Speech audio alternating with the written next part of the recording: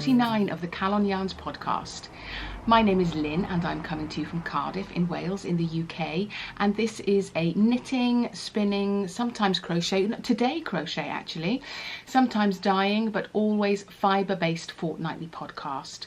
It is Saturday the 20th of March today, I believe, and whilst it's quite an overcast day here in Cardiff, spring is definitely in the air for us, and it's quite nice, isn't it? Wherever you are, northern hemisphere, southern hemisphere, we're definitely in the change of seasons, so it's nice to feel that in the air, really. If you are a new viewer, welcome. Thank you so much for joining us. And if you are a new or a regular or returning viewer, thank you so much for coming back and spending some more of your time with me. I really do appreciate every one of you being here. So I hope you have a nice project. I hope you've got a cuppa. Yeah, and I can keep you some company while you do a couple of rows or rounds on your project. So what do I have in store for you today? Well, I wasn't sure I was going to podcast actually, because it has been a fortnight, you know. We won't go into that now, it's fine. We'll do some catch up at the end if you're even interested. But yeah, I didn't think I had done very much, and I haven't done a great deal, but I've got some bits and bobs to show you. I have a finished object, some very nearly finished objects, some works in progress, some what's the word, project frustrations that I'll share with you, and also some spinning, and then some chatter at the end. Oh, and an unboxing. Ooh. Yes, so what am I wearing? So this is my Oostgenser, or my East sweater, and I'll pop the details below. And I have to say, this is one of my go-to sweaters at the moment. We were talking a couple of weeks ago, or a couple of podcasts ago, about how, you know, as you knit more and you create more, you start to know what it is you wear a lot. And I certainly wear this a lot. And in this mid-season, spring, winter-spring season, it has been really, really a perfect weight. It's made out of Rauma PT3 that I bought when I was in Oslo last year. I think it was still last year, even though time is weird now, isn't it? And I am desperate to do some more, but I can't get hold of PT3, Rauma PT3 in the UK. So if you know of anyone in the UK, or you know of anyone that does Rauma PT3 and they do shipping, then let me know, because it has been the perfect sweater for the perfect yarn. I've worn it loads. It's really warm. I've got the window open here today, so you may hear some bits and bobs of traffic and people in the street. But yeah, love everything about it. It's a great shape. It's a great weight. It's like an Aran weight, maybe a heavy Aran, heavy worsted. But yes, I love it. But we're not talking about that today. We're talking about other finished objects, which is, let me get it sorted. Oh, it's my way. Ta-da! So this is my Arboretum Cowl by Campfire Knits, and just look at that beautiful pattern. This was sort of cast on a whim. I had a bit of a cowl phase. I knitted one for my husband and one for me, and I absolutely love it. It has been well worn already. It's a perfect size, really soft, gentle pattern, and this is knit out of my hand spun. So I think the darker colour is Yarnadelic by John Arbon Textiles, which is a Corriedale, and the blue is a merino, silk and alpaca mix by Fibre Hut. So yeah, hand spun cowl, I mean, ta-da! Yeah, and it's so soft, super soft, and is, yeah, I love it. It's great. Really, really worth making. So it's a free pattern on Ravelry, if you can get onto Ravelry. So have a little look. And it hardly took anything. It was very, very, what's the word, economic on yarn. And yeah, I might make a couple more for Christmas actually. I say that, you and I both know that I won't, but at least I've said it. But yes, so that is my finished object for this week. So place that over there. What else? Well, I do actually have two more finished objects, but they're a bit of a cheat, but I'll show you now. So those of you that have been with me for a while will know that I don't have a kitchen. Haven't had a kitchen since September, but we are very close to having a kitchen, although I believe I've been saying that since January. But we really are now. Another week, apparently, another week, they'll be gone. So I've been yearning yearning for my kitchen, and so this has made its way into my knitting and crochet and making. So I've made myself a couple of dishcloths, crochet dishcloths. Just single crochet, US terms. No, single crochet. Is it single crochet or is it double crochet? No, this is double crochet UK, single crochet US. I think I did 25, 26 chains and then just did a square. But it was just something to think that I was being proactive for the kitchen. So it's just dishcloth cotton, and I think I can probably get a couple more cloths out of what I have left, and then I just did a little chain to make a hook, and that beautifully, our tap has like a little bump on the top and it just hooks over the top there. Yeah, I'll show you once it's done. I'll show you. Yeah, so that was quite nice to feel that I was making something for the kitchen, and that felt very lovely. And then I went off on a little bit of a tangent. So we have, oh, actually, I'm going to get something a second. I'm back. So we have in the kitchen, we bought some tiles for the sides rather than floor. Bought some tiles for the sides. And I absolutely love them. So there's 6 different patterns. This is one of them.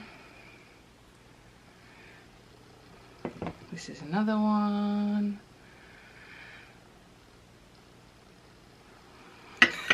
Bear with, it does make sense. This is another one. So there's these lovely geometric sort of minty green, bluey, grey background. There's 6 different designs and they're all kind of randomly placed on the wall.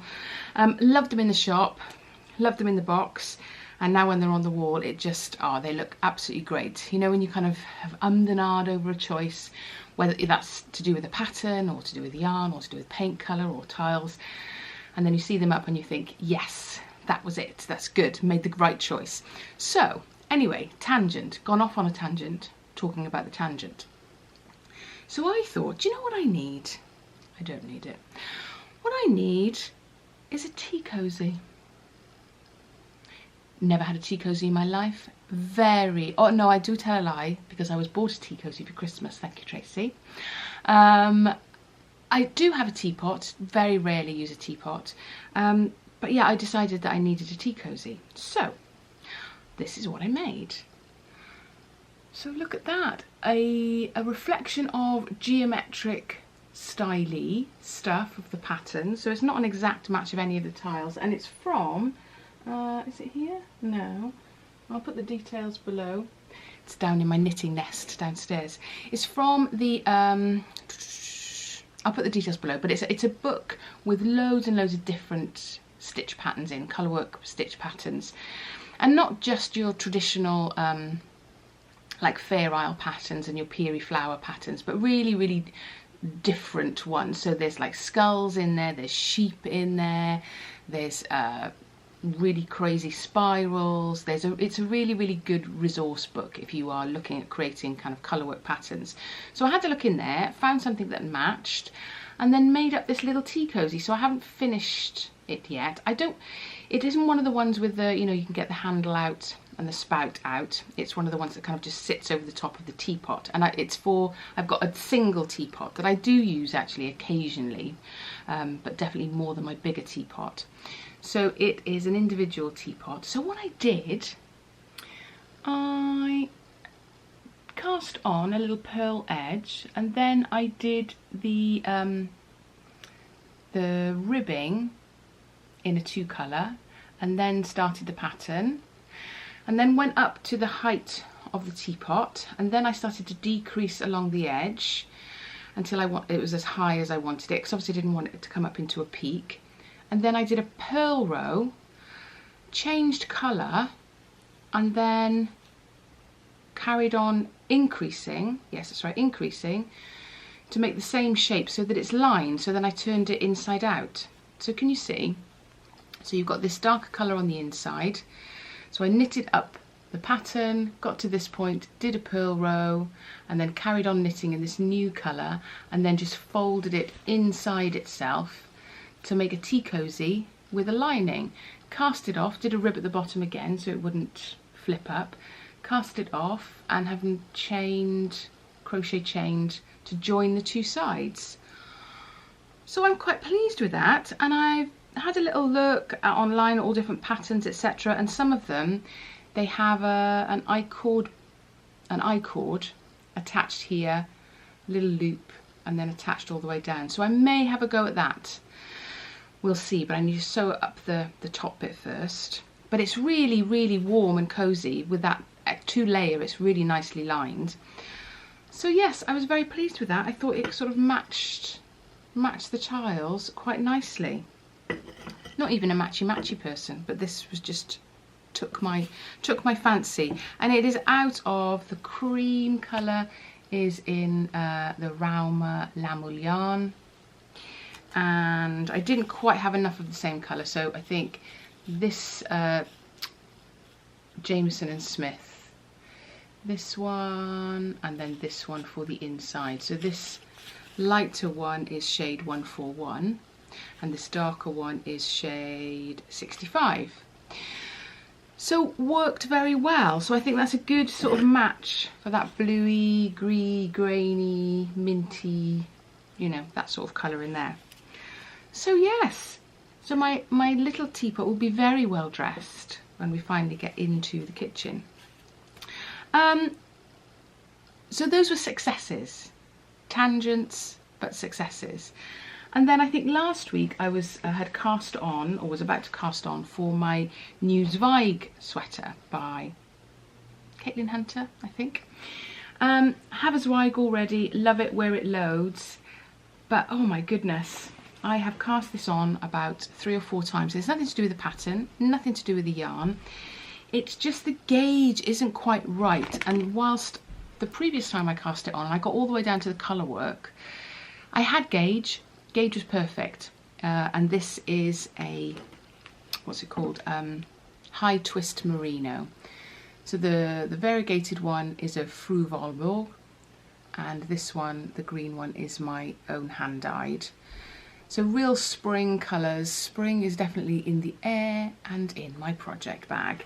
So love the yarn, really lovely yarn, but the gauge that it was giving me, it was just a little bit open, a little bit stretchy. Now, ordinarily, Lynn of about 18 months ago, 2 years ago, would have probably just carried on, and then the sweater would have been wrong, and it would have just really stretched out of shape, and I wouldn't have ended up wearing it. Now, Lynn of 2021 has taken a bit more time and gone, it's not right, I don't like the texture, so I'm going to have to play around with it a little bit more. So I've come down half a needle size. I think the fabric, the quality of the fabric is a lot better. I've gone up an actual size, but I don't know now whether it's still a little bit small, whether I need to go up a size, a pattern size, in order to take the decrease in the needle size that I've done. Because the neck now seems quite small. I know it's on quite small needles.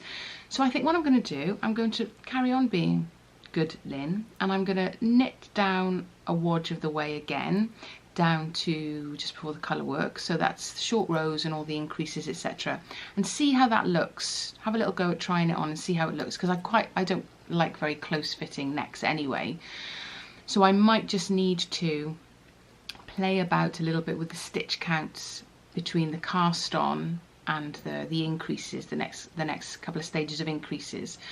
So that's why it sort of stayed in this state, really, because I've had such a busy fortnight that I know I need to work it out and sit and work it out, but there just hasn't been enough time or enough brain space to do it. So that's why there's a little bit of a delay on that project, but we will get there, and hopefully then it will be, because I really love those colours and I really want that kind of bright zingy green sweater. I better get a move on, hadn't I? Otherwise it'll be summer and it'll be not appropriate to wear, it'll be too warm. So yes, that's going to take some brain space this week. So that's why that's sort of been a bit delayed, and why, as I was thinking about what I've been up to this last fortnight, I did think, I don't know if I've got anything to share. But there we go. Finished object, some crochet, knitted tea cozy, and a project that's kind of taking some time to work out. So that's really all the knitting I've done this past fortnight, but spinning, I have got a bit of spinning in. Now last week I was telling you about I am doing the Snaffled shawl along with Becky from Back to Blighty podcast, and she's already spun up all her yarn, but I am way behind. But it's a really interesting shawl construction because you knit it in the round. It's a triangular shawl, but you knit it in the round and then you steek it. So it's got some pattern in it, some colour work, etc. So it's super cozy, really lovely. I'll put the details below. So I have decided to do mine out of Jacob fibre and Gotland fibre. So I have spun up my white Jacob. It is yet to have a bath, but it is really lovely. Now I've got very little twist in there because I didn't want it to be itchy and scratchy around my neck. And whilst Jacob isn't particularly itchy, I think sometimes I'm a relatively new spinner, so I know that if I put too much spin into the fibre, it'll make it itchy and scratchy if it's got a tendency to be that anyway. So yeah, so very little twist, and it's just about come to the gauge needed. I have got a little bit more that I've knitted up and swatched it, and it seems to be about right. So happy with that. So I've done the white. In the process of doing the black, I mean it says black, but it's sort of a very dark brown. It's blowing out in the camera now, but it is a black brown. Looks more black probably here, but actually you can see the brown tones in it in real life. So I have started to spin up that and making good progress there. Are you going to focus? So desperate to see my face. There we go. So yes, making good progress with that, very happy with that. And it's I'm trying a different, I usually do the short forward draw, but I am now trying the long backwards draw. It seems to work better with this fibre. So ticking away on that, and then I had a load of bobbins that were full of Yarnadelic Black Gold of the Sun from John Arbon Textile. So this is the fibre in its fluff form, really beautiful. But I had loads of bobbins taken up with this stuff, so I managed to take some time to skein it up this week. And yeah, I had a great bit of advice from Eleanor, so thank you Eleanor for dropping me a message. For some reason I couldn't respond. I could see it in my email, but I couldn't see it on the YouTube messages. But yes, so she suggested, as well as giving me some lovely compliments about the fact that I can put some skills into practice and adapt my spinning, but she was saying that a great way to get stuff off your bobbins is to get a toilet roll centre, toilet roll core, toilet roll tube, and put it around the tube of your ball winder so that you're winding onto that toilet roll tube, and then you can even number it, you can write what it is, etc. on the cardboard so that you can store it and release your bobbins for other spins, which I thought was inspired. She sent me a picture and everything, so thank you for that. Sorry I haven't responded, but like I say, I couldn't find the message. But yeah, that was a really good idea. But of course the difficulty is getting hold of the toilet roll tubes, because it's taken me about 30 years to train other members of the household to put those tubes in the bin. Now I don't want to go back, I don't want to retrace my steps and say, can you hang on to the toilet roll tubes because I need them? Because I know then they will use that as the excuse not to put those in the bin, and will say, oh, I'm sorry, I thought you were, I thought you were saving them for your spinning. So yeah, it's a tricky game I've played there. So I can't go back. So I just have to maybe catch those moments when the toilet roll is nearing the end and stash it away somewhere. I tell you, the espionage, it's scary times. So yes, so that's a bit of spinning, a little bit of progress there. And are you in the same situation? That yeah, what is it? The toilet roll tube just gets left on the side, and it's like about 20 centimetres away, and it could all be dealt with. But there we go. We won't get into that, not here today.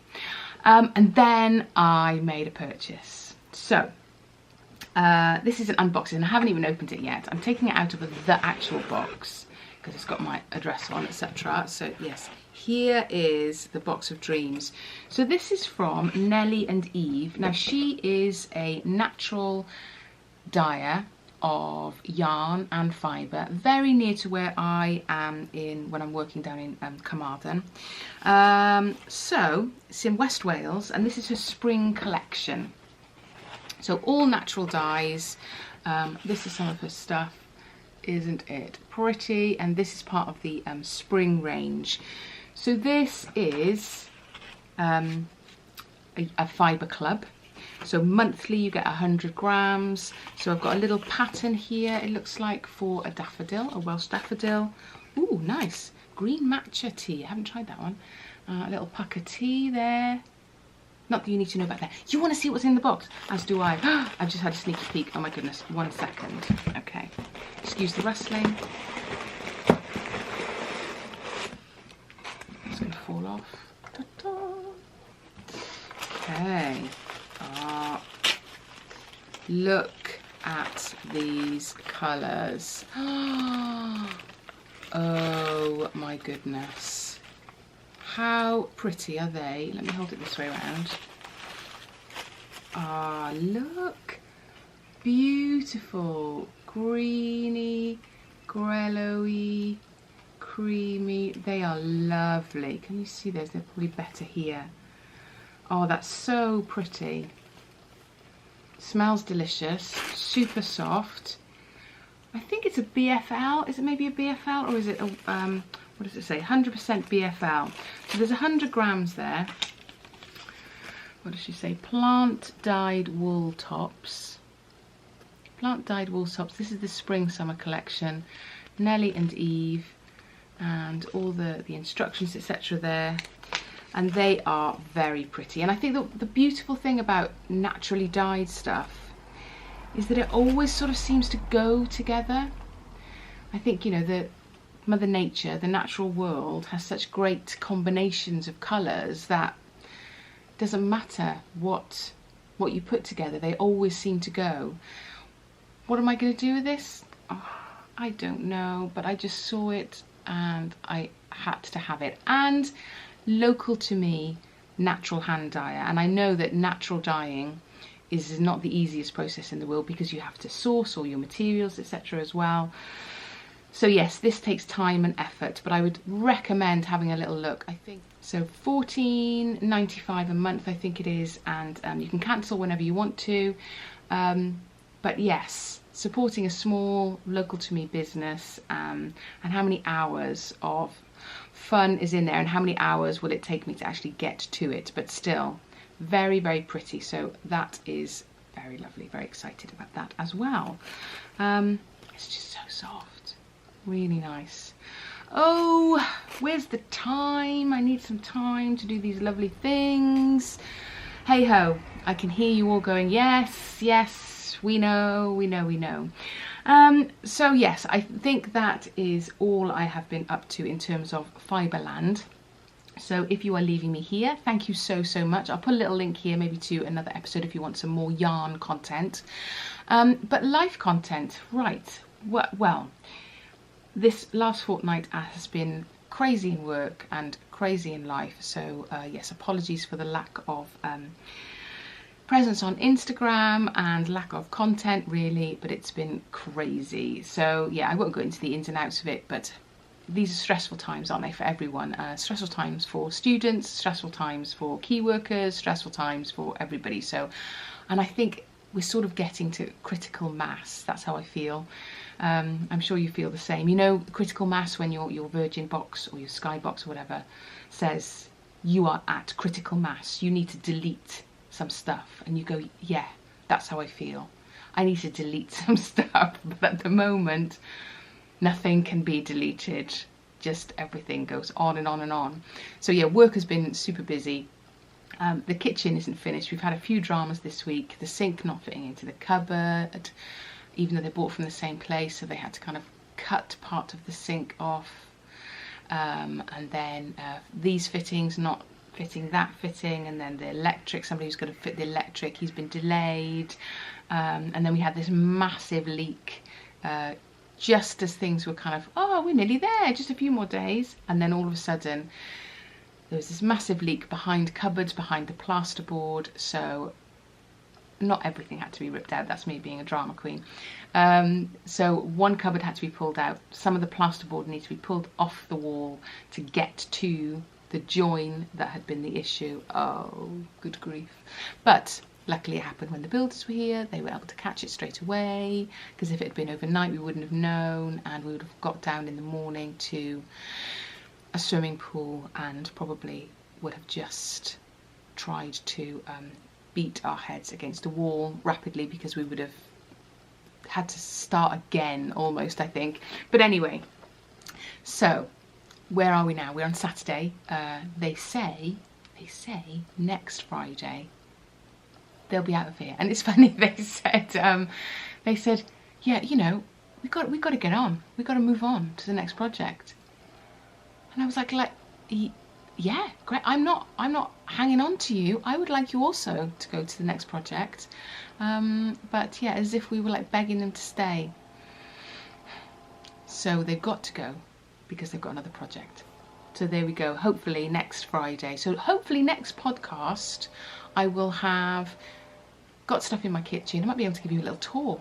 And then you can hear what I've been banging on about for ages. Might have made myself a Sunday dinner. Might have made myself a coffee, desperate for poached eggs on cheesy toast. All these things are possible soon. Soon. As always, in the grand scheme of things, it doesn't matter, but in my critical mass head, it is everything. But yes, anyway, that is enough blathering on. What about family are fine, kids are fine, husband is fine, wandering around in his new jumper, very happy with himself. He even wore his little cowl the other day. He couldn't believe, you know, he was getting looks about it apparently. You know, he looked fantastic, so he said. So he's pleased with that. But yeah, life is ticking along and we are in the change of seasons, which is always lovely. Anyway, I'm going to leave you there. I've got to go to storage now and get some more things to put in the kitchen so the builders are aware that it is our kitchen and we do want it back, and get back to normal. So I hope you are all keeping safe, keeping well. I hope you are staying away from the dramas and you are not at critical mass, or keeping as far away from critical mass in your heads as you can do. But I will catch up with you in a couple of weeks and hopefully we'll be a little bit more present on Instagram. So yes, if you want to drop me a message there or here, please do, and I will try and be a little bit quicker at getting back to you. So have a good couple of weeks and I will see you soon. Diolch pawb, hwyl fawr, bye.